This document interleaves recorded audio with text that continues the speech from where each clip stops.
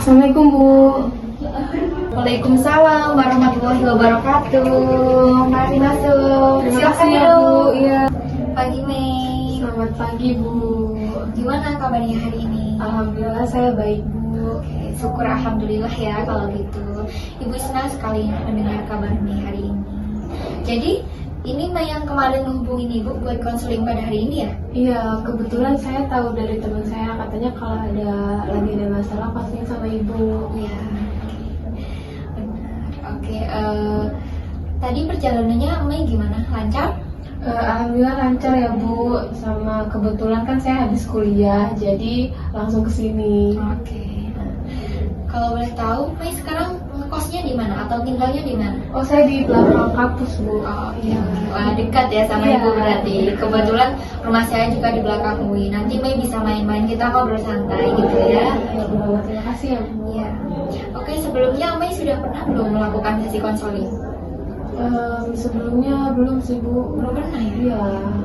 Oke, Ibu jelaskan terlebih dahulu ya. Jadi, apa itu sesi konseling? Sesi konseling itu adalah proses bantuan yang diberikan dari seorang konselor kepada klien yang membutuhkan bantuan untuk memecahkan masalahnya. Berarti di dalam sesi konseling ini juga terdapat beberapa asasnya. Itu ada asas kerahasiaan, ada asas kesukarelaan, dan ada asas keterbukaan. Di mana asas kerahasiaan ini, Meisa tidak perlu khawatir akan masalah yang sedang Meisa hadapi saat ini. Jadi Meisa menceritakan dengan santai, tidak perlu khawatir. Cukup Ibu dan Meisa yang tahu, gitu ya.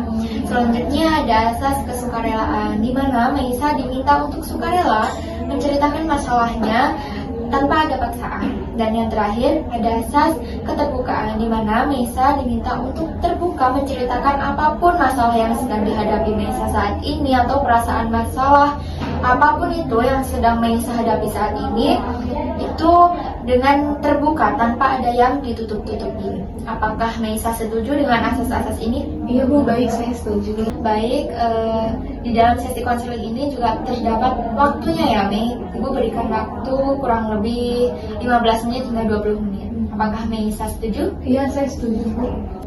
Jadi silahkan Mei menceritakan apa yang membuat Mei ini ingin melakukan sesi konseling pada hari ini. Oke, baik, terima kasih ya Bu kesempatannya. Jadi saya mau cerita dulu. Dari sejak saya kuliah, saya tuh sering merasa cemas Bu kalau misalkan saya disuruh presentasi, berbicara, menjawab pertanyaan dosen, kemudian pokoknya diajak ngobrol sama dosen saya takut, rasanya kayak gemeteran. Saya tuh rasanya takut salah ngomong, kadang juga ngerasa bener gak ya jawaban saya gitu Bu.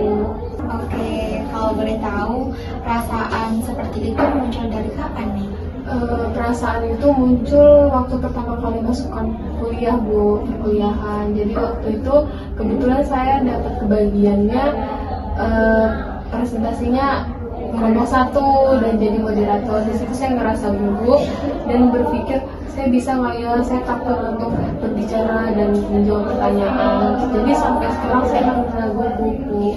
Jadi setiap kali Mei diminta untuk presentasi, Mei itu merasakan kecemasan, begitu? Iya Bu. Jadi hampir setiap presentasi walaupun saya sudah latihan, tapi saya masih merasa gugup. Kalau saya tangkap, menurut saya ya Mei, berarti Mei ini merasa kecewa pada diri Mei sendiri karena merasa tidak selancar teman-teman di saat pas waktu presentasi, dan itu membuat Mei ini semakin cemas, gitu ya? Iya benar Bu, saya juga tuh jadi merasa minder, terus salah ngomong sama takut diketawain. Jadi kadang saya tuh merasa kalau saya tuh tidak sepintar teman-teman yang lain yang bisa berbicara dengan lancar dan aman gitu. Jadi sebenarnya rasa cemas ini juga ada rasa minder, disertai minder gitu ya Mei? Iya benar. Karena suka membandingkan diri Mei dengan teman-teman yang lain. Iya benar. Sebenarnya Mei, banyak mahasiswa baru juga merasakan hal itu ya Mei.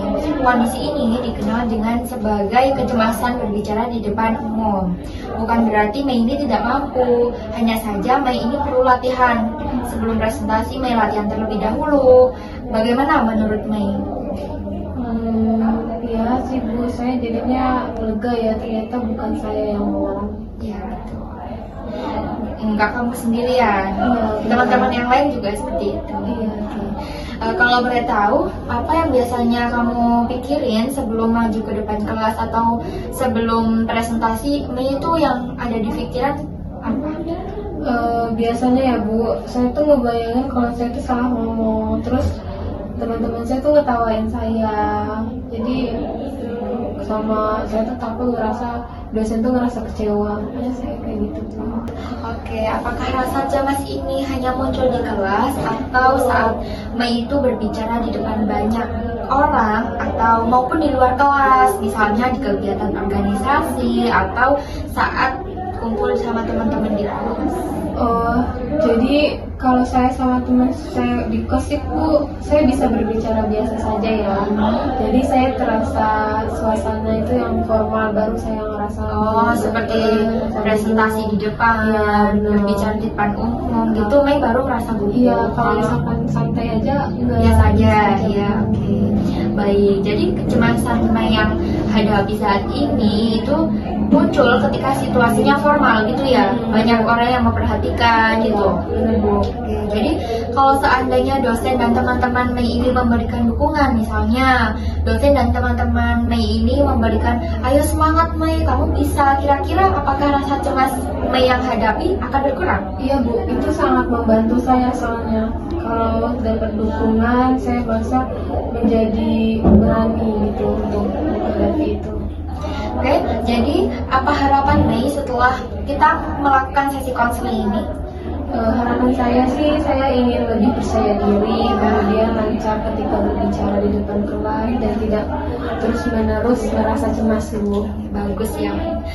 Menurut Mei, langkah kecil apa yang bisa Mei lakukan atau mulai dari sekarang untuk mengurangi rasa cemas itu? Mungkin saya bisa mencoba latihan dulu ya Bu, bisa latihan di depan cermin atau dengan teman kos saya sebelum presentasi. Iya, jadi Mei bisa melakukan latihan dulu di kos, di depan cermin, membaca-baca PPT gitu ya. Iya benar. Ide yang bagus. Jadi kalau minggu depan ada kesempatan untuk presentasi, apa yang akan Mei lakukan untuk menghadapi rasa cemas tersebut? Saya akan ngelakuin latihan yang lebih banyak sih Bu.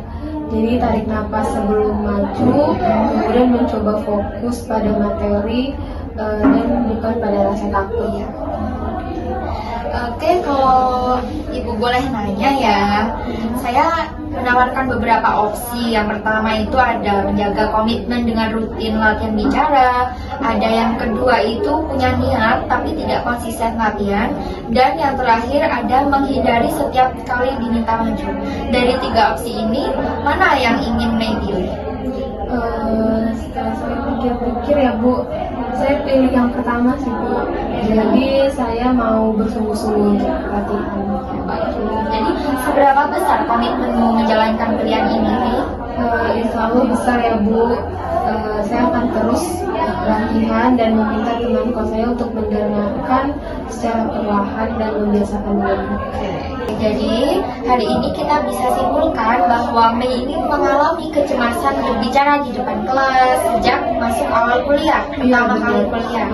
Jadi kecemasan ini muncul karena rasa minder, rasa takut salah, dan Mei sering membandingkan diri dengan teman-teman yang lain. Tapi Mei punya harapan untuk berubah dan sudah berkomitmen latihan berbicara agar lebih percaya diri.